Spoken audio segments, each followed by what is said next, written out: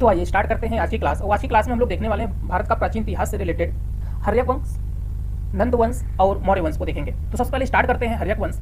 हर्यक वंश का जो सेशन था वो 544 ईसा पूर्व से लेकर के 412 ईसा पूर्व तक था। ठीक है, तो हर्यक वंश में सबसे पहले हम पढ़ेंगे बिम्बिसार के विषय में। ठीक है, बिम्बिसार का जो शासनकाल था 544 ईसा पूर्व से लेकर के 452 ईसा पूर्व तक। ठीक है, हर्यक वंश का संस्थापक कौन था? बिम्बिसार था। ये अक्सर पूछा जाता है क्वेश्चन। बिम्बिसार का उपनाम क्या था? श्रेणिक था। इसको याद रखिएगा, अभी पूछा नहीं गया कभी।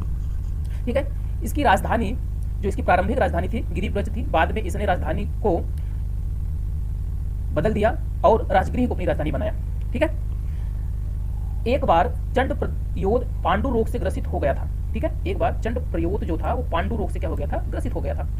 तब बिम्बिसार ने अपने राजवैद्य जीवक को इसके इलाज हेतु उज्जैनी भेजा था, जो इसके मैत्रीपूर्ण संबंध को दर्शाता है। तो यहाँ पे जो क्वेश्चन बनता है ना, क्वेश्चन ये बनता है कि वैद्य का नाम, ठीक है, बिम्बिसार के दौरान जो वैद्य थे उनका नाम क्या था? तो उनका नाम जीवक था। ठीक है, और ये इंपॉर्टेंट रहता है। इसके बाद बात करते हैं, बिम्बिसार ने अंग पर आक्रमण कर यहाँ के शासक ब्रह्मगुप्त को पराजित कर उसका वध कर दिया और अंग को मगध में मिला लिया। यह मगध की प्रथम विजय थी।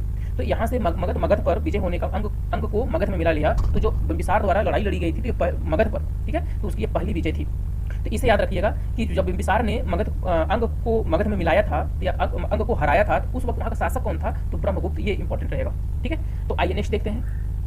नेक्स्ट है अजातशत्रु। ठीक है, तो अजातशत्रु का जो शासनकाल था वो 492 ईसा पूर्व से लेकर 461 ईसा पूर्व तक। ये सेशन याद रखिएगा, अक्सर मिलान के लिए दिया जाता है। ठीक है, सीक्वेंस में, या आपको नाम दे देता है एक ही डायनेस्टी के सारे राजाओं का नाम देकर सीक्वेंस सीरीज में बनाने के लिए कहता है, घटते बढ़ते क्रम में। ठीक है, तो इन सबको, हर एक चीज को, हर एक पॉइंट को बहुत ध्यान से पढ़िएगा। इसमें कोई भी बात फालतू नहीं लिखी गई, सब के सब पॉइंट्स बहुत इंपॉर्टेंट है। ठीक है, तो अजातशत्रु के बचपन का नाम पूछा जाएगा तो क्या होता? कुड़ी। तो अजातशत्रु के बचपन का नाम कुड़ी था। अजातशत्रु अपने पिता बिम्बिसार की हत्या करके गद्दी पर बैठा था। ये क्वेश्चन बहुत पूछा जाता है। ठीक है, और कि अजातशत्रु ने गद्दी जो पाई थी वो किसकी हत्या करके पाई थी? ठीक है, अजातशत्रु का दूसरा युद्ध वैशाली के शासक चेटक के साथ हुआ। इस युद्ध में अजातशत्रु ने रसमुथल एवं महाशिलाकंटक नामक 2 गुप्त युद्धास्त्रों का प्रयोग किया। ठीक है, तो ये इंपॉर्टेंट रहता है, जो ये रथमुसल और महाशिलाकंटक, ठीक है, ये जो हथियार थे इनका नाम पूछा जाता है कि किस प्रकार के थे। ये गुप्त युद्धास्त्र थे। ठीक है, तो या तो ये इस तरीके से पूछा जाता है कि अजातशत्रु ने वैशाली के शासक चेटक के साथ युद्ध करते हुए 3 अस्त्रों का उपयोग किया था, रसमुथल और महाशिलाकंटक। ये 2 हथियार यूज किए थे, इंपॉर्टेंट रहेंगे। नेक्स्ट है प्रथम बौद्ध संगीति का आयोजन इसी के शासनकाल के दौरान राजगृह में हुआ था। ये तो हम लोग पढ़ चुके हैं, जो बौद्ध को पढ़ रहे थे। तो हमने पढ़ा था कि जो बौद्ध संगीति, पहली बौद्ध संगीति हुई थी वो अजातशत्रु के शासनकाल में हुई थी। वो कहाँ हुई थी? राजगृह में हुई थी। आई होप आपको याद होगा, और ये बहुत इंपॉर्टेंट रहने वाला है और ये अक्सर पूछा जाता है। ठीक है, चलिए आइए नेक्स्ट देखते हैं। नेक्स्ट था उदयन। ठीक है, उदयन कब से कब शासन किया? 461 ईस्वी पूर्व से लेकर के 445 ईस्वी पूर्व तक इसने शासन किया था। ठीक है, इसने अपने पिता अजातशत्रु की हत्या करके गद्दी प्राप्त की। ठीक है, इसे भी याद रखिएगा, अजातशत्रु ने किसे मारा? बिम्बिसार को। और उदयन किससे मारा? अजातशत्रु को। ठीक है, तो ये एक इसे दिमाग में रखिएगा। इसने राजगृह के स्थान पर पाटलिपुत्र को अपनी राजधानी बनाई। ये चीज दिमाग में रखिएगा कि पहले राजधानी क्या थी? राजगृह थी, लेकिन उसके बाद उसके स्थान पर उसने पाटलिपुत्र को क्या बनाया? अपनी राजधानी बनाया। और पाटलिपुत्र को बसाने का श्रेय भी उदयन को ही जाता है। इस चीज को भी दिमाग में रखिएगा। बौद्ध ग्रंथों के अनुसार उदयन के 3 पुत्र थे, अनिरुद्ध, मंडक और नागदशक। ठीक है, नागदशक हर्यक वंश का अंतिम शासक था। तो इसके जो 3 पुत्र थे ना उदयन के, अनिरुद्ध बड़ा था, फिर मंडक था, फिर नागदशक था। तो बारी बारी से इन तीनों ने शासन किया था। लास्ट में शासक कौन बना था? नागदशक। ठीक है, तो नागदशक इसका अंतिम शासक था। इस चीज को दिमाग में रखिएगा, क्योंकि अब आगे बढ़ने वाले हैं, तो थोड़ा सा आगे बढ़ेंगे तो यहाँ से देखिए शिशुनाग वंश स्टार्ट हो जाएगा। ठीक है, और शिशुनाग वंश जो था वो कब से कब तक था? इस चीज को देखिए, तो शिशुनाग 412 ईस्वी पूर्व से लेकर 44 ईस्वी पूर्व तक। ठीक है, इतनी देर तक इन्होंने शासन किया था। तो शिशुनाग वंश का संस्थापक जो था शिशुनाग था। ठीक है, इसने हर्यक वंश के अंतिम शासक नागदशक को हराकर शिशुनाग वंश की स्थापना की। हमने पहले ही बोला, ये इंपॉर्टेंट है कि जो शिशुनाग था ना, वो हर्यक वंश के अंतिम शासक कौन था? नागदशक। तो नागदशक को हरा करके शिशुनाग वंश की स्थापना की थी। कौन किया था? शिशुनाग ने। ठीक है, तो ये शिशुनाग वंश की स्थापना किसने की? शिशुनाग। ये अक्सर क्वेश्चन नहीं पूछा जाता, ये पूछा जाता है कि किसको हरा करके शिशुनाग वंश की स्थापना की। तो ये याद रखिएगा, नागदशक को हरा करके। नागदशक हर्यक वंश का अंतिम शासक था। ठीक है, इसने पाटलिपुत्र के स्थान पर वैशाली को अपनी राजधानी बनाई। यहाँ से देखिए फिर चेंज हो गया, जब शिशुनाग वंश स्टार्ट हुआ तो पाटलिपुत्र की जगह पर किस राजधानी बनाई? वैशाली को। ठीक है, ये अक्सर एग्जाम में पूछा जाता है। ठीक है, शिशुनाग ने जब शिशुनाग वंश की स्थापना की थी तो उसने अपनी राजधानी किसे बनाई? तो वैशाली को बनाई थी। आइए आगे चलते हैं। नंद वंश। ठीक है, नंद वंश कब से कब तक? 344 ईसा पूर्व से लेकर के 322 ईसा पूर्व तक। ठीक है, तो महानंद के विषय सबसे पहले पढ़ेंगे हम लोग। महापद्म नंद। ठीक है, 344 ईस्वी पूर्व से लेकर 326 ईस्वी पूर्व तक इन्होंने शासन किया था। इस सीक्वेंस याद रखिएगा। शिशुनाग वंश के शासक कालाशोक की निर्ममता पूर्वक हत्या करके महापद्म नंद द्वारा नंद वंश की स्थापना की गई थी। ये चीज याद रखिएगा। अब देखिए यहाँ पे जो कालाशोक था, ठीक है, कालाशोक के विषय में भी, कालाशोक के समय में भी बौद्ध संगीति हुई थी। हाँ, तो ये चीज याद रखिएगा। अब यहाँ पर हमसे ये कहा गया, हमसे ये बताया जा रहा है कि शिशुनाग वंश के शासक कालाशोक की निर्ममतापूर्वक हत्या किसने की थी? महानंद पद्म ने। ठीक है, तो इसका मतलब नंद वंश की स्थापना किसने की थी? महापद्म नंद ने की थी। ठीक है, इस चीज को याद रखिएगा, बहुत इंपॉर्टेंट है और नाम पूछता ही है कि नंद वंश के संस्थापक कौन था? महापद्म नंद। ठीक है, पुराणों में उल्लेख मिलता है कि नंद वंश के शासक शूद्र थे।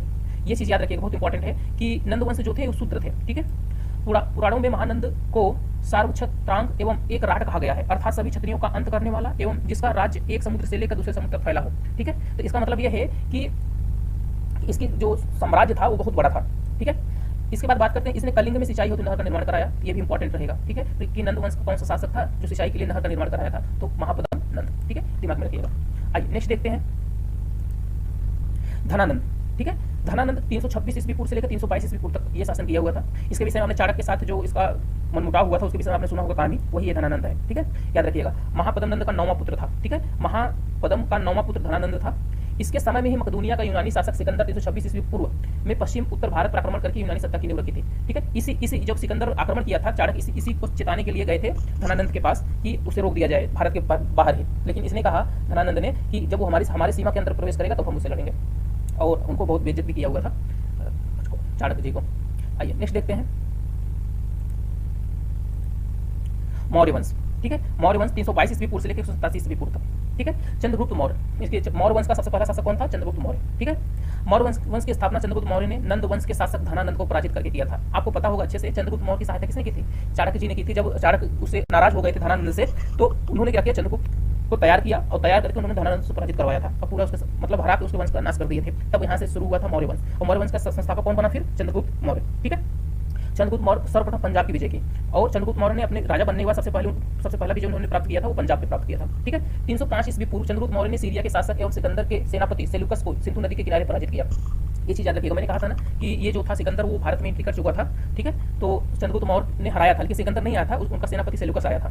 ठीक है, चंद्रगुप्त मौर्य एवं सेल्यूकस के बीच संधि हुई, जब पराजित कर दिया तो संधि हुई। इस संधि के अंतर्गत सेल्यूकस ने अपनी पुत्री हेलेना का विवाह चंद्रगुप्त मौर्य से कर दिया तथा मेगस्थनीज को दूध बनाकर चंद्रगुप्त मौर्य के दरबार में भेजा। यहाँ से देखिए बहुत इंपॉर्टेंट क्वेश्चन बनता है। सबसे पहली बात तो ये बनता है कि चंद्रगुप्त मौर्य और सेल्यूकस के बीच जो संधि हुई थी, उस संधि के अंतर्गत क्या हुआ था? तो उसने अपनी बेटी का विवाह चंद्रगुप्त मौर्य से किया था। और दूसरा इंपॉर्टेंट क्वेश्चन ये बनता है कि मेगस्थनीज किसके शासनकाल में भारत आया था? तो चंद्रगुप्त मौर्य के शासनकाल में भारत आया था। ये बहुत इंपॉर्टेंट क्वेश्न आने वाला। ठीक है, और ये क्वेश्चन और ये भी बनता है कि ये सेल्यूकस कौन था? तो सेल्यूकस सिकंदर का सेनापति था। ठीक है, इसे भी दिमाग में रखिएगा। आइए नेक्स्ट देखते हैं, रुद्रदामन के जूनागढ़ अभिलेख से यह उल्लेख मिलता है कि चंद्रगुप्त के गुजरात प्रांत के गवर्नर पुष्यगुप्त वैश्य ने सौराष्ट्र में सुदर्शन झील का निर्माण कराया था। ये बहुत इंपॉर्टेंट है। सबसे पहली बात ये पूछा जाता है सुदर्शन झील कहाँ है? तो सौराष्ट्र में, गुजरात में। ठीक है, दूसरा चीज ये पूछा जाता है कि इसके मरम्मत कराने का जो साक्ष्य मिलता है, ठीक है, किसने मरम्मत कराया, ये साक्ष्य कहाँ से मिलता है? तो ये पूछा जाता है जूनागढ़ अभिलेख। और जूनागढ़ अभिलेख कहाँ पर स्थित है ये भी पूछा जाता है, तो रुद्रदामन। ठीक है, दिमाग में रखिएगा, बहुत सारे क्वेश्चन हैं यहाँ पर। ठीक है, तो ये चीज था। आइए नेक्स्ट देखते हैं, तो रुद्रदामन का जूनागढ़ अभिलेख एकमात्र ऐसा अभिलेख है जिसमें चंद्रगुप्त मौर्य और अशोक दोनों का नाम एक साथ मिलता है। ये बहुत इंपॉर्टेंट है। ठीक है, ये बहुत इंपॉर्टेंट है, पूछा जाता है चंद्रगुप्त मौर्य और अशोक दोनों का नाम ऐसा कौन सा अभिलेख है जहाँ दोनों का नाम एक साथ मिलता है? तो जूनागढ़ का अभिलेख है, रुद्रदामन का जूनागढ़ का अभिलेख है, इसे याद रखिएगा। ठीक है, जैन आचार्य भद्रबाहु से प्रभावित होकर चंद्रगुप्त मौर्य ने जैन धर्म स्वीकार कर लिया था। ठीक है, इसे भी याद रखिएगा। आइए नेक्स्ट देखते हैं, अब चंद्रगुप्त मौर्य के बाद बिंदुसार का शासनकाल आया। बिंदुसार कब से कब शासन किए थे? 298 ईसा पूर्व से लेकर 273 ईसा पूर्व तक। ठीक है, चंद्रगुप्त मौर्य की मृत्यु के बाद उसका पुत्र बिंदुसार मगध की गद्दी पर बैठा। तो इसका मतलब चंद्रगुप्त मौर्य का बेटा कौन था? बिंदुसार। ठीक है, अब यूनानी इतिहासकारों ने बिंदुसार को अमित्रोचेटस कहा है। अमित्रोचेटस का मतलब होता है शत्रुओं को नाश करने वाला। ठीक है, तो इसे दिमाग में रखिएगा। ठीक है, तो इसे दिमाग में रखिएगा कि अमित्रोचेटस किसे कहा जाता है। तो ये नाम आपको देकर के सामने इसका ये हिंदी में नाम देकर इसका मतलब लिख के आपको मिलान कराने के लिए क्वेश्चन आ सकता है। ठीक है, इस चीज को बिल्कुल दिमाग में रखिएगा। बिंदुसार के शासनकाल के दौरान तक्षशिला में 2 बार विद्रोह हुआ था। ठीक है, सीरिया के शासक एंटियोकस प्रथम का राजदूत डायमेकस बिंदुसार के दरबार में आया था। ये बहुत इंपॉर्टेंट है। ठीक है, ये डायमेकस, ठीक है, डायमेकस के विषय में पूछा जाता है सर। तो डायमेकस किसके दरबार में आया था, किसके शासनकाल में भारत आया था, इस चीज को दिमाग में रखिएगा। ठीक है, आइए नेक्स्ट देखते हैं, तो आगे देखते हैं, मिस्र के राजा टालमी फिलाडेल्फस द्वितीय का राजदूत डायनीसियस बिंदुसार के दरबार में आया था। ठीक है, ये याद रखिएगा, ये राजदूत डायनीसियस का नाम याद रखिएगा। ठीक है, बिंदुसार के सभा में 500 सदस्यों वाली एक मंत्री परिषद थी जिसका प्रधान खल्लाटक होता था। ठीक है, तो ये अक्सर पूछा जाता है कि बिंदुसार की सभा में मंत्रियों की संख्या, जो मंत्री परिषद था उसमें सदस्यों की संख्या कितनी थी? तो 500 थे। ठीक है, बिंदुसार ने 25 वर्षों तक राज किया, अंततः 273 ईस्वी पूर्व उसकी मृत्यु हो गई। तो यहाँ पर बिंदुसार जो था, बिंदुसार की डेथ हो गई। अब इसके बाद अशोक का शासनकाल आया। अशोक ने कब से कब तक शासन किया? 273 ईस्वी पूर्व से लेकर 232 ईस्वी पूर्व तक अशोक ने शासन किया। अशोक बिंदुसार का ही पुत्र था और इसकी मां का नाम सुभद्रांगी था। ठीक है। अशोक का नाम, अशोक उसके 4 लघु शिलालेखों मास्की, गुर्जरा, नेत्तूर, उडे, गोलन से प्राप्त होता है। तो ये चारों नाम याद रखिएगा, ठीक है, बहुत इंपॉर्टेंट है, बहुत बार पूछा गया है। अशोक के अभिलेखों की खोज सर्वप्रथम 1750 ईस्वी में टिफेन थाइलर ने की थी, ठीक है, ये याद रखिएगा। और अशोक के अभिलेखों को सर्वप्रथम 1837 ईस्वी में जेम्स प्रिंसेप ने पढ़ा था। तो खोज देखिए 1750 ईस्वी में हो गई थी, लेकिन जब इसे पहली बार पढ़ा गया था तो ये 1837 ईस्वी में पढ़ा गया था, ठीक है। आइए आगे देखते हैं कुछ फैक्ट और अशोक के शिला अभिलेखों का। अशोक के अभिलेखों की मूल भाषा प्राकृत थी, ये बहुत बार पूछा गया क्वेश्चन है, बहुत इंपॉर्टेंट भी है, ठीक है। अशोक के अभिलेख में कुल 4 लिपियों ब्राह्मी, खगोष्ठी, यूनानी और अरमाइक का प्रयोग हुआ था, बहुत इंपॉर्टेंट है ये, ठीक है। अब बताइए आगे चलते हैं। सर्वप्रथम 1945 ईस्वी में मास्की शिलालेख में अशोक का नाम पढ़ा गया था, ठीक है। तो 1915 ईस्वी में जो मास्की शिलालेख था, ठीक है, मास्की शिलालेख था, उसमें अशोक का नाम पढ़ा गया था। अशोक की सर्वाधिक लोकप्रिय उपाधि देव नाम प्रियदर्शी था, ये बहुत इंपॉर्टेंट है, अब अक्सर पूछा जाता है। तो अशोक का जो सबसे प्रसिद्ध लोकप्रिय, ठीक है, लोकप्रिय जो उपनाम था, उपाधि थी, वो देव नाम प्रियदर्शी था, ठीक है। अशोक के अभिलेखों में उसकी एकमात्र पत्नी कारुवाकी का उल्लेख मिलता है, तो ये याद रखिएगा उसकी पत्नी का नाम, ठीक है, अशोक की पत्नी का नाम। आइए नेक्स्ट देखते हैं। कारुवाकी, रानी कारुवाकी एवं तीवर दोनों का उल्लेख, तीवर कौन था, उनका पुत्र था, ठीक है, दोनों का उल्लेख प्रयागराज कौशाम्बी लघु शिलालेख में मिलता है। तो जो लघु शिलालेख कौशाम्बी में है, ठीक है, ये प्रयागराज से ही अलग होकर कौशाम्बी एक नया जिला बना था, तो इस जिले में पड़ता है ये लघु शिलालेख। तो इसलिए इस अभिलेख को रानी का अभिलेख कहा जाता है। तो अक्सर हमसे एग्जाम में पूछा जाता है रानी का अभिलेख कहाँ पर स्थित है, तो आप क्या बताएंगे, कौशाम्बी बताएंगे, ठीक है। अगर कौशाम्बी ऑप्शन में नहीं है तो प्रयागराज, ठीक है, इस हिसाब से देख लीजिएगा। बौद्ध साहित्य में अशोक के पुत्र महेंद्र व कुणाल का उल्लेख मिलता है। कुणाल नेत्रहीन था, ठीक है। महेंद्र बौद्ध भिक्षु बनकर श्रीलंका चले गए। तो श्रीलंका ये गए थे बौद्ध धर्म का प्रचार करने के लिए महेंद्र, अक्सर हम लोग बचपन से पढ़ते आ रहे हैं, ये तो पता ही होगा, आसान था। चलिए, अशोक को उपगुप्त द्वारा बौद्ध धर्म की दीक्षा दी गई, ये चीज याद रखिएगा, उपगुप्त द्वारा दीक्षा दी गई थी बौद्ध धर्म की, ठीक है। अशोक अपने राज्याभिषेक के 8 वर्ष बाद कलिंग की विजय की, जिसका उल्लेख 13वें दीर्घ शिलालेख में मिलता है। ये इंपॉर्टेंट है, कितने साल बाद, ठीक है, तो 8 साल बाद कलिंग की विजय की थी, ठीक है। इसका उल्लेख जो मिलता है 13वें दीर्घ शिलालेख में मिलता है। कलिंग विजय का उद्देश्य पूर्वी तट के व्यापार को नियंत्रित करना तथा दक्षिण में सेना के आवागमन की सुविधा को बढ़ाना, बहुत इंपॉर्टेंट है, ये अक्सर पूछा जाता है कलिंग विजय का उद्देश्य क्या था। तो ये दोनों उद्देश्य थे, ठीक है, व्यापार को नियंत्रित करना और दक्षिण में सेना के आवागमन की सुविधा को बढ़ाना, ये दोनों उद्देश्य थे कलिंग की विजय के लिए, इसलिए अशोक ने कलिंग का युद्ध लड़ा। अशोक के द्वितीय एवं 13वीं शिलालेखों में चोल, पांड, चेर, सातवीं पुत्र एवं ताम्रपर्णी नामक दक्षिण के पड़ोसी राज्यों का उल्लेख मिलता है, ठीक है। मानसेहरा एवं सहबाजी गढ़ी, ये दोनों कहां पर भी प्रेजेंट में स्थित है, पाकिस्तान में। पहले भारत कैसा होते थे, अब पाकिस्तान कैसा है, ठीक है। के दीर्घ शिलालेख खरोष्टी लिपि में है। आब्रू लघु शिलालेख में अशोक ने स्वयं को मगध का राजा कहा है, ठीक है। भाब्रू लघु शिलालेख में अशोक ने स्वयं को मगध का राजा कहा है, ठीक है। इस अभिलेख में अशोक द्वारा बौद्ध धर्म में आस्था रखने का भी उल्लेख मिलता है, ठीक है। प्रथम पृथक अभिलेख में अशोक कहते हैं सभी मनुष्य मेरी संतान के समान है, ठीक है। तो ये याद रखिएगा किस राजा ने कहा है, कथन बोल करके पूछा जाता है, सभी मनुष्य मेरी संतान के समान है, ये अशोक ने कहा था, ठीक है। आइए नेक्स्ट देखते हैं। 13वें दीर्घ शिलालेख में अशोक के समकालीन यूनानी राजाओं का नाम मिलता है। 13वें दीर्घ शिलालेख में अशोक के समकालीन यूनानी राजाओं का नाम मिलता है। 5वें दीर्घ शिलालेख में धम्म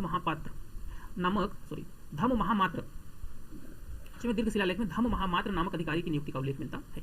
8वें दीर्घ शिलालेख के अनुसार अशोक ने सर्वप्रथम बोध गया की यात्रा की थी। बोध गया की यात्रा सर्वप्रथम अशोक ने की थी, कहाँ के 8वें शिलालेख में हमें ये जानकारी मिलती है। अशोक के समकालीन लंका का राजा किससे था, ये क्वेश्चन पूछा गया है, ये इंपॉर्टेंट है, ठीक है, कि मतलब जब अशोक शासन कर रहे थे भारत में तो लंका का शासक कौन था, तो किससे था उस वक्त लंका का शासक। आइए नेक्स्ट देखते हैं मौर्य प्रशासन से संबंधित तथ्य, ठीक है। तो आपको अच्छे से पता है मौर्य प्रशासन से संबंधित तथ्य जो मिलते हैं हमें कहाँ से मिलते हैं, अर्थशास्त्र के कौटिल्य ने जिसको लिखा था, ठीक है, तो उसमें यही सारी चर्चा की गई है। तो मौर्य प्रशासन की जानकारी कौटिल्य के अर्थशास्त्र में मेगस्थनी इंडिका से मिलती है। इन दो पुस्तकों से मौर्य काल के प्रशासन के विषय में पता चलता है।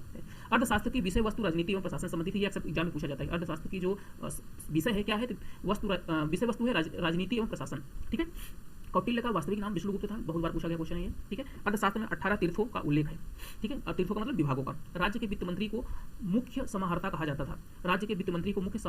था। अच्छा, एक चीज मैं और बोलना चाहूंगा कि ये जितने भी हम नाम मिलते हैं, जैसे सन्निधाता, कर्म और शुल्काध्यक्ष, इस तरीके से किसी मतलब कि आभूषण को क्या बोला जाता था, और आपके जो जितने भी अस्त्र शस्त्र होते थे उनका अगर उपनाम है तो उसको बिल्कुल याद रखिएगा, क्योंकि इस बार यूपीएससी के पेपर में यूपीएससी वालों ने पूछा था कि मध्यकालीन भारत में शब्द फड़म किससे निर्देशित करता था, फड़म क्या होता है, ठीक है। जैसे अब मैं यहाँ से पूछ लूँ कि मौर्य शासनकाल में के दौरान मुख्य समाहर्ता क्या होते थे, या क्या काम करते थे, या क्या कहलाते थे, आज के दौर में क्या है, तो जो मुख्य समाहर्ता होते थे उस दौर में आज के वित्त मंत्री होते हैं। तो इस तरीके से अब इसका इंपॉर्टेंस बढ़ गया है। हर एक टर्म्स जितने मैं बताने वाला हूँ बहुत सारे हैं, सबको अच्छे से तैयार रखिएगा, क्योंकि आपको अच्छे से पता है कि यूपीपीसीएस हमेशा यूपीएससी को फॉलो करता है, ठीक है। तो हो सकता है इस बार भी फॉलो करें, तो एक नहीं 2-3 क्वेश्चन आपको देखने को मिल सकते हैं। चलिए आगे देखते हैं। कोषाध्यक्ष को सन्निधाता कहा जाता था, ठीक है। ये सब सारी बातें जो प्रशासन की चल रही है मौर्य काल में चल रही है, ठीक है। तो मौर्य काल में ये सब होता था। कर्मांतिक राज्य के अधीन चलने वाले सभी कारखानों की देखभाल करता था। शुल्काध्यक्ष व्यापार से प्राप्त करों को नियंत्रित करता था। तो अगर आपसे क्वेश्चन पूछा जाए कि मौर्य काल में व्यापार से प्राप्त होने वाले करों को एकत्र कौन करता था, तो ऑप्शन दिया रहेगा शुल्काध्यक्ष, तो इसे टिक करिएगा, ठीक है। आइए नेक्स्ट देखते हैं। अब जितने भी यहाँ पर चीज़ें हैं सब के सब इंपॉर्टेंट है। यहाँ पे थोड़ा गड़बड़ है, अच्छा रहेगा, ठीक है, ध बन गया है, ठीक है। ये पौध वाध्यक्ष तौल की इकाइयों को नियंत्रित करता था, ठीक है। कृषि की देखभाल करने वाले को सीताध्यक्ष कहा जाता था। दंडपाल सेना की आवश्यकताओं को पूर्ति करता था। अंगरक्षक सेना के प्रधान को आंत्रवंशिक कहा जाता था, इसे तैयार किएगा, ठीक है। लक्षणाध्यक्ष मुद्रा व्यवस्था की देखभाल करता था, ठीक है। व्यापार की देखभाल करने वाले को पर्याध्यक्ष बोला जाता था, पर्याध्यक्ष, ठीक है। आइए नेक्स्ट देखते हैं। मेगस्थनीज द्वारा पाटलिपुत्र के प्रशासन का वर्णन किया गया है। अच्छा, मेगस्थनीज जो पाटलिपुत्र को क्या लिखता है, पोलीब्रोथा, ठीक है। इसे भी पूछा जाता है कि मेगस्थनीज पाटलिपुत्र को अपनी बुक में किस नाम से वर्णित किया है, तो पोलीब्रोथा, ठीक है। मेगस्थनीज के अनुसार नगर प्रशासन की देखभाल के लिए 6 समितियां होती थी। मेगस्थनीज ने नगर प्रशासन को एस्ट्रोनोमोई कहा है, ठीक है, एस्ट्रोनोमोई। अर्थशास्त्र में गुप्तचरों को गूढ़ पुरुष, देखिए ये इंपॉर्टेंट है, कहा गया है। महामात्य सर्प गुप्तचरों का प्रमुख अधिकारी होता था, ठीक है। संस्था एवं संचारक गुप्तचरों की 2 श्रेणियां होती थी। मौर्य काल में 2 प्रकार के न्यायालय होते थे। प्रथम धर्मस्थलीय न्यायालय या दीवानी न्यायालय, ठीक है। तो मौर्य काल में 2 प्रकार के न्यायालय होते थे। पहला क्या होता था, धर्मस्थलीय न्यायालय या दीवानी न्यायालय। इसके न्यायाधीशों को व्यवहारिक या धर्मस्थ कहा जाता था, इस चीज को याद रखिए, धर्मस्थ कहा जाता था। द्वितीय प्रकार के जो न्यायालय थे वो क्या थे, कंटक शोधन न्यायालय अर्थात फौजदारी न्यायालय। इसके न्यायाधीशों को प्रतिष्ठा कहा जाता था, क्या कहा जाता था, प्रतिष्ठा, ठीक है। ये इंपॉर्टेंट रहेंगे, इसे ध्यान में रखिएगा। नेक्स्ट देखते हैं। तो मौर्य काल में भाग भूमिकर होता था, मतलब ये जो भाग नाम जो भूमिकर होता था उसका नाम क्या होता था, भाग, ठीक है। यह 1/4 से 1/6 के बीच लिया जाता था। मौर्य काल में आयात कर को प्रवेश कहा जाता था। यह वस्तु के मूल्य का 20% होता था, ठीक है।